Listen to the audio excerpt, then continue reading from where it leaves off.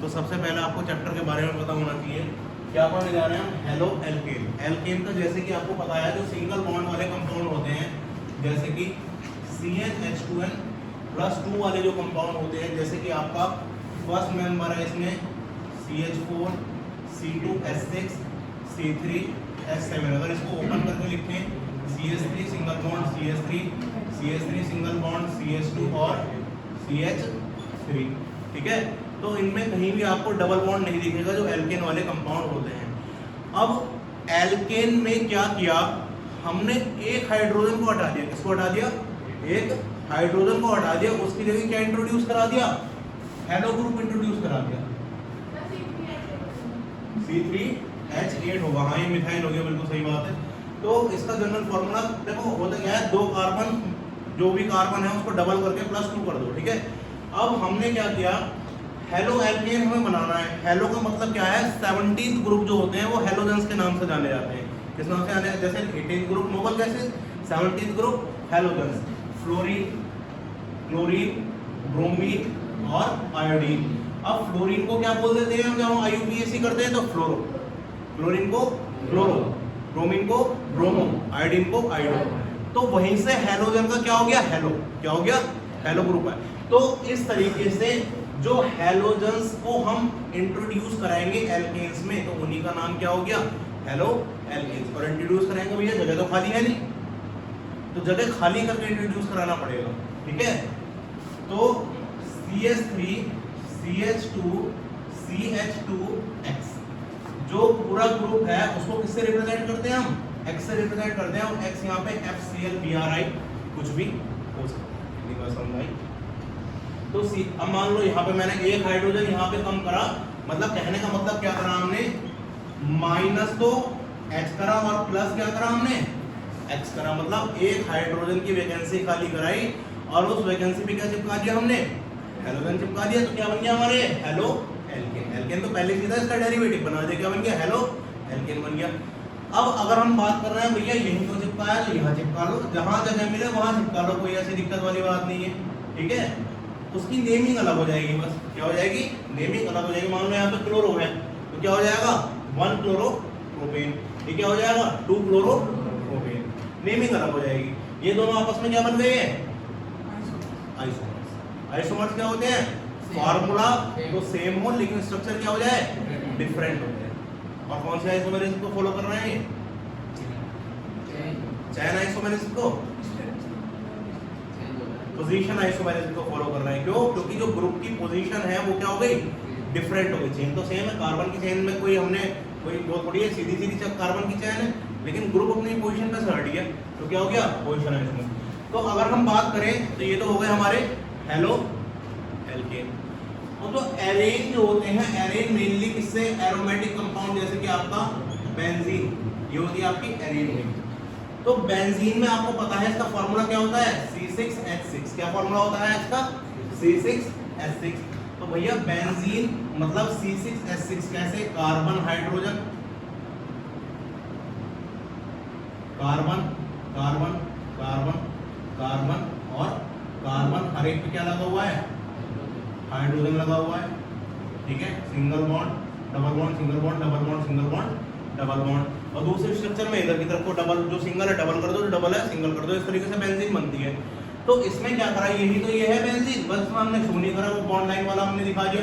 तो इसमें एक हाइड्रोजन जो है, हाइड्रोजन शो नहीं करते हैं, हाइड्रोजन होता है, ठीक है, होता है, दिखता नहीं है, ठीक है। इसमें हाइड्रोजन क्या कर देंगे? रिप्लेस करा देंगे, किससे? हेलोजन से रिप्लेस करा देंगे। क्या हो जाएगा हमारा? ये इस तरीके से बन जाएगा। ये अंदर के बॉन्ड भी अगर ये घुमा दो, बेंजीन में क्योंकि घूमते रहते हैं, तो ये बन गया आपका हेलो। क्या बन गया? हेलो। इतनी बात समझ में आई, ठीक है। कोई दिक्कत परेशानी अभी तक? हेलो एल्केन और हेलो एरेन समझ में आए, ठीक है। ये आ गए आपके हेलो एल्केन और हेलो एरेन।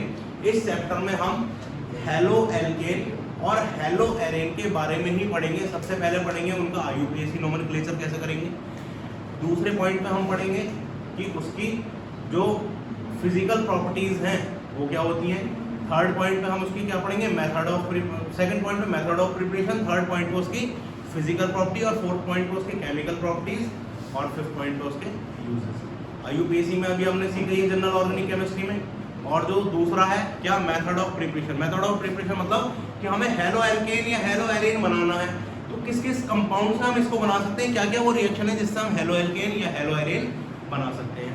अब अगर बात करें थर्ड प्रॉपर्टी जो कि फिजिकल प्रॉपर्टी है, मेनली यही होता है, ठीक है, कहीं भी लग सकता है। देखो यहाँ पे अगर हमने लगा दिया, ठीक है, तो ये डाई हेलो एलीन हो गया। अभी पढ़ाएंगे सब क्लासिफिकेशन होता है इनका।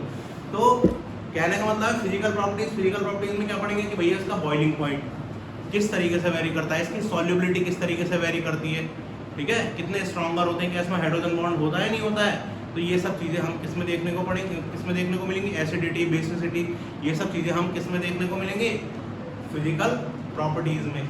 फिजिकल प्रॉपर्टीज में ऑर्गेनिक में क्वेश्चन बिल्कुल आएगा ही आएगा। बेसिसिटी का ऑर्डर लगाने के लिए आ सकता है, एसिडिटी का ऑर्डर लगाने के लिए आ सकता है, या फिर बॉइलिंग पॉइंट का ऑर्डर लगाने के लिए भी आ सकता है। चाहे कोई से भी ईयर का प्रीवियस ईयर उठा के देख लेना, ठीक है, बोर्ड में क्वेश्चन रखे हुए 2-3 जरूर मिलेंगे। एसिडिक स्ट्रेंथ, बेसिक स्ट्रेंथ, पीके वैल्यू, पीकेबी वैल्यू, या फिर बॉइलिंग पॉइंट, इन सब का स्ट्रेंथ का ऑर्डर लगाने के लिए आपको जरूर मिलेगा, ठीक है। उसके बाद नेक्स्ट आता है आपका केमिकल प्रॉपर्टीज। केमिकल प्रॉपर्टीज क्या होती है कि भैया हम पढ़ रहे हैं हेलो एल्केन, हेलो एलीन। तो हेलो एल्केन एसिड के साथ क्या रिएक्शन देंगे, हेलो एल्केन ईथर के साथ क्या रिएक्शन देंगे, हेलो एल्केन जो है ग्रिग्नार्ड रिएजेंट के साथ क्या रिएक्शन देंगे, हेलो एल्केन अल्कोहल के साथ क्या रिएक्शन देंगे। मतलब अलग अलग कंपाउंड के साथ अगर इनकी रिएक्शन कराएं तो हमें प्रोडक्ट क्या मिलेगा, उससे क्या निकल के आती है, अलग अलग रिएक्शन निकल के आती है। अलग अलग साइंटिस्ट ने रिएक्शन दी जिनको हम क्या बोलते हैं, नेम रिएक्शन। अगर कोई रिएक्शन किसी साइंटिस्ट के नाम पे रखी गई है तो उसको हम बोल देते हैं नेम रिएक्शन। इतनी बात समझ आई। उसके बाद इनके यूजेस कि ये जो हेलो एल्केन, हेलो एलीन से बने हुए कंपाउंड है, इनके हम अपने डेली लाइफ में कहाँ यूज करते हैं, कहाँ पर ये यूज में आ रहे हैं। तो इसका क्लासिफिकेशन देख लेते हैं। तो क्लासिफिकेशन देखिएगा, अगर हम बात करें इसको, एक तो ऑन द बेसिस ऑफ हम हाइड्रोजन एटम क्लासिफाई कर सकते हैं। जैसे कि यहाँ पे आप देख सकते हैं कि इसमें क्या है, mono halo alkane, di halo alkane और ट्राई हेलो एल्केन।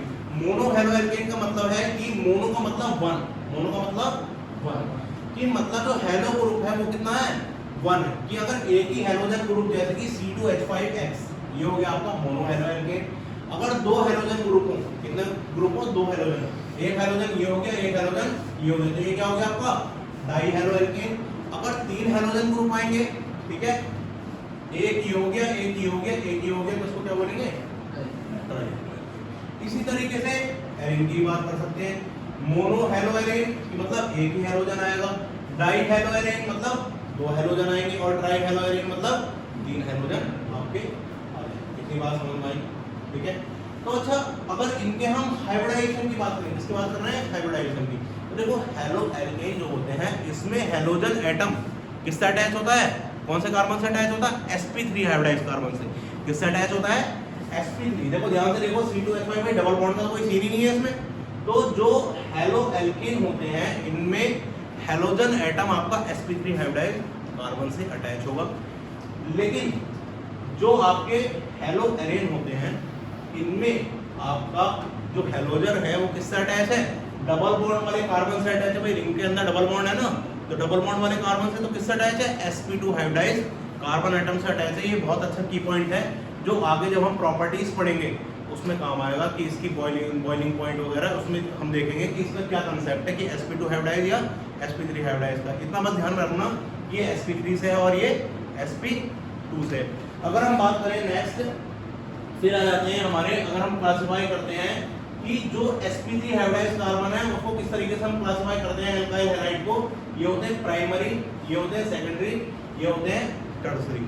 तो कहने का मतलब ये है, अगर आपका जो हेलोजन एटम है, कौन सा हेलोजन एटम जिस कार्बन से अटैच हो रहा है, हेलोजन एटम जिस कार्बन से अटैच हो रहा है वो पीछे को कितने कार्बन से अटैच है डायरेक्टली, वो तय करेगा उसकी डिग्री।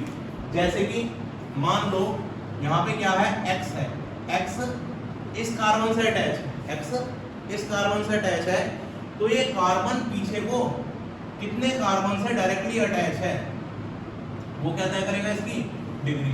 तो देखो ये कार्बन जिससे X अटैच है वो डायरेक्टली कितने कार्बन से अटैच है, एक से अटैच है। भाई ये कार्बन कितने से अटैच है, हमें उसका मतलब नहीं, हमें मतलब है जिस ग्रुप के बारे में हम पढ़ रहे हैं, जिस फंक्शनल ग्रुप के बारे में हम पढ़ रहे हैं, वो फंक्शनल ग्रुप जिस कार्बन से अटैच है वो कार्बन डायरेक्टली कितने कार्बन से अटैच है, वो होगी उसकी डिग्री। भाई ये कार्बन जिससे ग्रुप हमारा अटैच है, ये कार्बन कितने कार्बन से अटैच है, एक कार्बन से अटैच है, तो इसको क्या बोलेंगे 1 डिग्री या फिर प्राइमरी। इतनी बात समझ में आई, क्या बोलेंगे 1 डिग्री या फिर प्राइमरी। अगर हमारा ग्रुप जिस कार्बन से अटैच है वो डायरेक्टली पीछे को कितने कार्बन से अटैच है, 2 कार्बन से अटैच है। डायरेक्टली वाला देखना है, बार बार रिपीट कर रहा हूं, उसमें कंफ्यूज नहीं होना है। तो क्या बोलेंगे इसको 2 डिग्री या फिर सेकेंडरी। और अगर ग्रुप हमारा जिस कार्बन से अटैच है वो पीछे को 3 कार्बन से डायरेक्टली अटैच है, तो इसको क्या बोलेंगे 3 डिग्री या फिर 3 डिग्री या फिर कार्बोकटाइल में भी हमने देखा था प्राइमरी, सेकेंडरी और टर्सरी, है ना। तो इस तरीके से 1 डिग्री, 2 डिग्री और 3 डिग्री बुक में देख लेते हैं।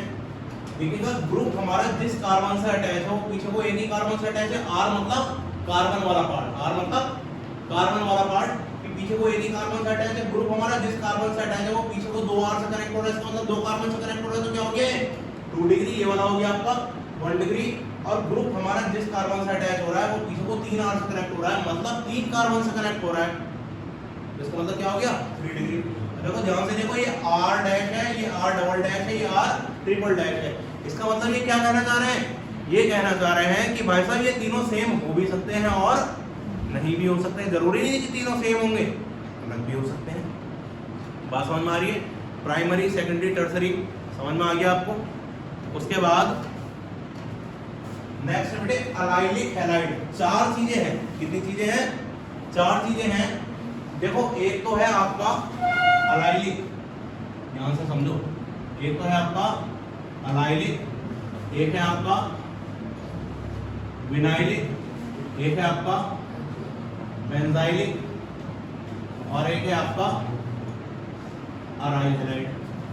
Allylic halide, vinylic halide, benzylic halide और अराइल हैलाइड। होते क्या है ये, ऐसा है कि जो हमारा ग्रुप है फंक्शनल ग्रुप, अब हम इसमें तो हेलो ग्रुप लेके चल रहे हैं, आगे और कुछ भी हो सकता है, CHO ग्रुप भी हो सकता है, आगे चैप्टर में पढ़ेंगे, तो फंक्शनल ग्रुप बोल रहा हूँ सिर्फ, ठीक है। हेलो ग्रुप मान लो आप। जो हमारा फंक्शनल ग्रुप है वो जिस कार्बन से अटैच है वो कार्बन पीछे को डबल बॉन्ड वाले कार्बन से अटैच होगा, तो उसको हम क्या बोलेंगे अलाइलिक सेटअप बोलेंगे। क्या बोलेंगे अलाइलिक सेटअप। लेकिन अगर हमारा functional group directly double bond वाले कार्बन से अटैच है, लेकिन ये अलाइलिक विनाइलिक अराइल वाले केस में नहीं आ रहे, ये ओपन वाले केस में आ रहे हैं, ठीक है। रिंग वाला केस नहीं है, यहाँ पे ओपन वाला केस पढ़ा रहा हूँ आपको, कि अगर डबल बॉन्ड से डायरेक्टली ग्रुप अटैच हो रहा है तो क्या हो गया विनाइलिक, और डबल बॉन्ड और ग्रुप के बीच में एक sp3 हाइब्रिडाइज्ड कार्बन, भाई ये सिंगल बॉन्ड वाला कार्बन तो है, ये क्या हो गया sp3, ये क्या हो गया sp2, मतलब डबल बॉन्ड और ग्रुप के बीच में एक sp3 हाइब्रिडाइज्ड कार्बन अगर आ जाए तो उसको क्या बोलेंगे अलाइलिक। लेकिन डबल बॉन्ड और ग्रुप के बीच में कोई कार्बन आया नहीं, मतलब डायरेक्टली अगर ग्रुप कनेक्ट हो रहा है, डायरेक्टली अगर ग्रुप कनेक्ट हो रहा है तो उसको क्या बोलेंगे हम विनाइलिक। उसके बाद आता है बेंजाइलिक। बेंजाइलिक बिल्कुल अलाइलिक जैसा, अराइल बिल्कुल विनाइलिक जैसा, लेकिन बस फर्क क्या आ जाता है इनमें, बेंजीन का फर्क आ जाता है। तो कहने का मतलब ये है कि बेंजाइलिक इसका मतलब बेंजीन तो होगी, लेकिन बेंजीन और ग्रुप के बीच में क्या आ जाएगा एक sp3 हाइब्रिडाइज्ड कार्बन आया। क्या आ जाएगा एक sp3 हाइब्रिडाइज्ड कार्बन अगर आ गया, ऐसे तो इसमें हुआ था कि डबल बॉन्ड और ग्रुप के बीच में एक sp3 हाइब्रिडाइज्ड कार्बन आ गया तो अलाइलिक, लेकिन इसमें क्या बेंजीन और ग्रुप के बीच में एक sp3 हाइब्रिडाइज्ड कार्बन आ गया तो सेटअप को क्या बोलेंगे हम बेंजाइलिक। क्या बोलेंगे बेंजाइलिक। लेकिन अगर बेंजीन से डायरेक्टली क्या हो गया अटैच हो गया हमारा ग्रुप, तो उसको क्या बोलेंगे अराइल हैलाइड। अराइल हैलाइड तो अभी शुरू में हमने नाम से ही पढ़ा था अराइल हैलाइड।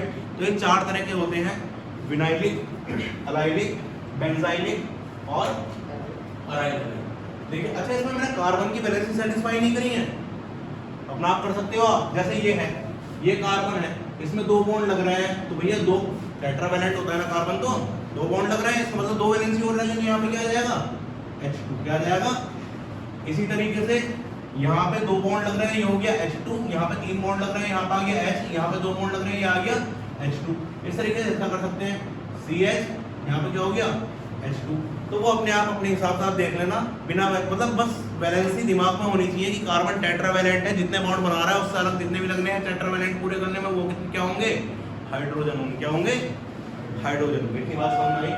तो हम बात कर रहे हैं अलाइलिक हैलाइड की। देखो अलाइलिक हैलाइड में क्या लिखा है कि these are the compound in which the halogen atom is bonded to an sp3 hybridized carbon atom adjacent to carbon carbon double bond। इसका मतलब क्या है कि ये वो कंपाउंड होंगे जिसमें हेलोजन एटम किससे बॉन्डेड होगा, sp3 हाइब्रिडाइज्ड कार्बन से बॉन्डेड होगा। किससे बॉन्डेड होगा, sp3 हाइब्रिडाइज्ड कार्बन से बॉन्डेड होगा, लेकिन वो sp3 हाइब्रिडाइज्ड कार्बन के एडजेसेंट मतलब बराबर में क्या होगा, कार्बन कार्बन डबल बॉन्ड होगा, कार्बन कार्बन डबल बॉन्ड होगा। तो ऐसे को क्या बोलेंगे हम, अलाइलिक कार्बन। जैसे यहाँ पे X ग्रुप है, वो किससे बॉन्डेड है, sp3 हाइब्रिडाइज्ड, और ये पीछे वो किससे बॉन्डेड है, डबल बॉन्ड वाले कार्बन से बॉन्डेड है। तो ऐसे सेटअप को क्या बोल देते हैं हम, अलाइलिक सेटअप। या फिर इसको ऐसे भी कर सकते हैं भाई, देखो जैसे साइक्लिक रिंग है, ठीक है, अराइल नहीं था उसमें साइक्लिक रिंग आ सकती है, इसमें CH2X, इसमें X जो है और डबल बॉन्ड जो है उसके बीच में क्या आ गया, sp3 हाइब्रिडाइज्ड कार्बन आ गया। तो ये भी कौन सा सेटअप हो गया, अलाइलिक सेटअप। इतनी बात समझ में आई। अगर हम बेंजाइलिक हैलाइड की बात करें, किसकी बात कर रहे हैं, बेंजाइलिक हैलाइड की। These are the compound in which the halogen atom is bonded to the sp3 hybridized carbon atom attached to the aromatic ring। इसमें क्या है कि जो आपका हैलाइड एटम है वो किससे बॉन्डेड होगा, sp3 हाइब्रिडाइज्ड एटम से बॉन्डेड होगा, और वो sp3 हाइब्रिडाइज्ड कार्बन जो है वो किससे लग रहा होगा, बेंजीन रिंग से लग रहा होगा। ऐसे इसमें जो हैलोजन एटम है वो sp3 हाइब्रिडाइज्ड कार्बन से बॉन्डेड है, और ये किससे बॉन्डेड होगा, ये बेंजीन रिंग से बॉन्डेड होगा।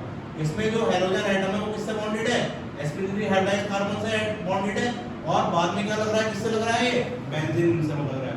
कहने का मतलब ये है कि बेंजाइलिक में क्या है, बेंजीन और हैलोजन एटम के बीच में क्या आ जाए, sp3 हाइब्रिडाइज्ड कार्बन आ जाए, तो उसको क्या बोलेंगे हम, बेंजाइलिक। ये डबल बॉन्ड और एक हैलोजन के एटम के बीच में क्या आ जाए, sp3 हाइब्रिडाइज्ड कार्बन आ जाए, तो उसको क्या बोलेंगे हम, ठीक है।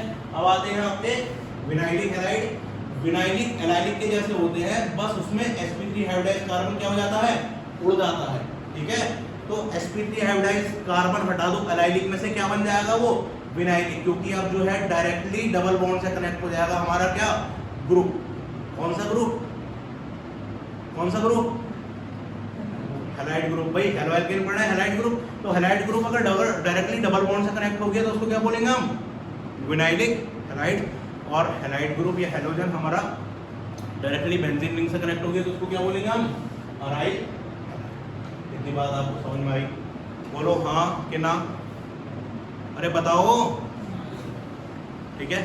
एक बार रिवाइज करा देता हूँ फटाफट से। अभी तक हमने क्या पढ़ा, इसका क्लासिफिकेशन पढ़ा। पहले तो नंबर ऑफ हैलोजन एटम के बेस पे क्लासिफिकेशन पढ़ा कि भाई अगर एक हैलोजन एटम होगा मोनो हैलो एल्केन, दो हैलोजन एटम होगा डाई हैलो एल्केन, तीन हैलोजन एटम होंगे तो ट्राई हैलो एल्केन। वही एराइल वाला हिसाब है, जो एरेन वाला हिसाब है, मोनो हैलो एरेन, डाई हैलो एरेन और ट्राई हैलो एरेन। उसके बाद आ गया प्राइमरी, सेकेंडरी, टर्सरी। प्राइमरी क्या होता है, ग्रुप हमारा जिस कार्बन से अटैच है वो कार्बन डायरेक्टली पीछे को एक ही कार्बन से अटैच है तो प्राइमरी। ग्रुप हमारा जिस कार्बन से अटैच है वो कार्बन पीछे को डायरेक्टली दो कार्बन से अटैच है तो सेकेंडरी। ग्रुप हमारा जिस कार्बन से अटैच है वो कार्बन पीछे को तीन कार्बन से डायरेक्टली अटैच है तो टर्सरी। उसके बाद आ गए अलाइलिक और विनाइलिक। अलाइलिक क्या होता है कि डबल बॉन्ड और ग्रुप के बीच में एक sp3 हाइब्रिडाइज्ड कार्बन हो तो अलाइलिक, और डबल बॉन्ड और ग्रुप के बीच में sp3 हाइब्रिडाइज्ड कार्बन ना हो, मतलब डबल बॉन्ड से डायरेक्टली ग्रुप अटैच है तो विनाइलिक। उसके बाद आ गया बेंजाइलिक। बेंजाइलिक क्या होता है, बेंजीन और ग्रुप के बीच में एक sp3 हाइब्रिडाइज्ड कार्बन हो तो बेंजाइलिक, और ग्रुप डायरेक्टली बेंजीन से अटैच हो तो अराइलिक। इतनी बात अभी तक समझाई है क्या, इतनी बात आपको समझ में आई है, बोलो। उसके बाद नेक्स्ट है नोमेनक्लेचर। नोमेनक्लेचर कैसे करेंगे, देखो जब हम नोमेनक्लेचर करते हैं तो दो तरीके के नोमेनक्लेचर आते हैं। एक तो आता है आपका कॉमन नेम, ठीक है, गोलू, मोलू, है ना। और एक आता है आपका IUPAC जो कि स्कूल में चलता है, जैसे कि क्षितिज और रजत है। तो रजत जो हो गया वो हो गया कॉमन नेम, और क्षितिज जो हो गया वो हो गया आपका IUPAC नेम। इतनी बात समझ में आई। अब देखो ये वाले जो कंपाउंड है इनके कॉमन नेम भी दिए हुए हैं आपको और IUPAC नेम भी दिए हुए हैं। देखो कॉमन नेम में क्या है, कॉमन नेम में मतलब अलग सी नेमिंग होती है, उसका कोई ऐसा प्रॉपर पैटर्न नहीं होता। आपको आने चाहिए IUPAC बहुत अच्छी तरीके से, उसका एक प्रॉपर पैटर्न होता है और वो गलत नहीं होते। एक पैटर्न पे कुछ रूल्स बना दिए गए जो मैंने आपको GOC जनरल ऑर्गेनिक केमिस्ट्री में पढ़ाए थे, उन रूल्स को ही फॉलो करते हैं। तो देखिएगा, सबसे पहले कॉमन नेम में हमें एक बात जाननी है कि अगर कोई स्ट्रेट चेन है उसमें कोई ब्रांच नहीं निकल रही है तो उसमें लगाते हैं हम N मतलब नॉर्मल। अगर ब्रांच निकल गई है तो उसमें लगाते हैं हम आइसो, और कोई भी कार्बन चारों तरफ से घिरा हुआ है तो उसमें लगाते हैं हम म्यू। क्या लगाते हैं? कितनी बात समझ में आई। फिर प्राइमरी सेकेंडरी जो मैंने आपको पढ़ाए थे वो उसमें कॉमन नेमिंग में करे जाते हैं कंसीडर। कैसे? जैसे मान लो ये कोई ग्रुप लग रहा होगा, ये CH और ये CH3, ये CH2 और ये हो गया CH3। तो ये क्या है? ग्रुप जिस कार्बन से अटैच है वो पीछे को डायरेक्टली 2 कार्बन से अटैच है, और ये कार्बन है कितने? ये 4 कार्बन है, तो इसको क्या बोलेंगे हम? Secondary butyl. क्या बोलेंगे? Secondary butyl. इतनी बात समझ में आई, ठीक है। अगर हम बात कर रहे हैं यहाँ पे कोई ग्रुप लग रहा है, ग्रुप जिस कार्बन से अटैच है वो कार्बन पीछे को कितने कार्बन से अटैच हो रहा है? 3 कार्बन से अटैच हो रहा है, तो इसको क्या बोलेंगे? 4 कार्बन है, 4 कार्बन मतलब ब्यूट, 4 कार्बन मतलब ब्यूट। और क्योंकि ये टर्सरी है तो इसको क्या बोलेंगे? Tertiary butyl. क्या बोलेंगे इसको? Tertiary butyl. इतनी बात समझ में आई। तो इस तरीके से इनका प्राइमरी, सेकेंडरी, टर्सरी का कॉमन नेमिंग में हम यूज कर लेते हैं। सेकेंडरी को SEC लिखते हैं, टर्सरी को TRT लिखते हैं, ठीक है, और प्राइमरी को PRI लिख देते हैं। इतनी बात समझ में आई, ठीक है। तो उसके बाद ये मैंने आपको चीज बताई थी कि अगर एक सिंगल लाइन में स्ट्रेट चेन बन रही है तो N लिखेंगे, N मतलब नॉर्मल, ठीक है। इसमें ब्रांच निकल रही है तो क्या हो गया? आइसो। ये भी क्या हो, इसमें ब्रांच निकल रही है तो ये भी क्या हो गया? आइसो। अब देखो अगर ये हमारा क्या है? प्रोपाइल ग्रुप है और इधर क्या आ रहा है? ब्रोमीन आ रहा है, तो कैसे करेंगे इसको कॉमन नेमिंग? अगर IUPAC तो सबको करनी आती है, क्या करते हैं? 1 ब्रोमो प्रोपेन। लेकिन कॉमन नेमिंग क्या हो जाती है? इसकी उल्टी हो जाती है, मतलब प्रोपाइल हम पहले लिखेंगे और ब्रोमीन वाला बाद में, तो क्या हो जाएगा? N propyl bromide, N propyl bromide. ये है आपका आइसोप्रोपाइल, क्योंकि ब्रांच निकला है, 3 कार्बन है, ब्रांच निकला है, आइसोप्रोपाइल और क्लोराइड। ऐसी ये 4 कार्बन है तो आइसोब्यूटाइल क्लोराइड। इतनी बात समझ में आई, ठीक है। कॉमन नेमिंग आपको पता ही है कि 1 ब्रोमो प्रोपेन, 2 क्लोरो प्रोपेन, और ये क्या हो गया? 2 पर मिथाइल, 1 पर क्लोरो, तो क्या लिखेंगे? 1 क्लोरो 2 मिथाइल और प्रोपेन। इतनी बात समझ में आई। IUPAC नेमिंग में कोई दिक्कत हो इसमें तो बताओ इधर। बिल्कुल सिंपल चल रही है, मैं तो काफी अच्छी वाली करवा रखी है आपको। उसके बाद नेक्स्ट है, ये हो गया आपका ब्रोमोबेंजीन, कॉमन नेम है ब्रोमोबेंजीन, इसका IUPAC नेम है।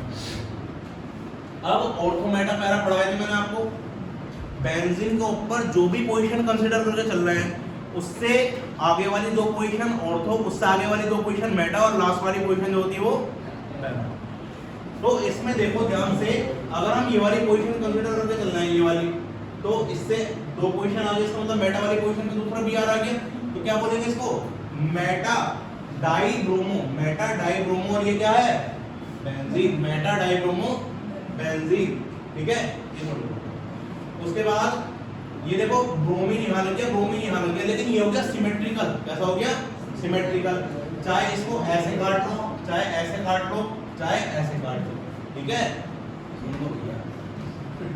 ठीक है, ये हो गया सिमेट्रिकल। तो क्या हो गया? Symmetrical tribromo benzene. क्या हो गया? Symmetrical tribromo benzene. और अगर वैसे देखें 1,3 डाइब्रोमो बेंजीन, 1,3,5 ट्राइब्रोमो बेंजीन। इतनी बात समझ में आई, ठीक है। अभी तक कोई दिक्कत परेशानी?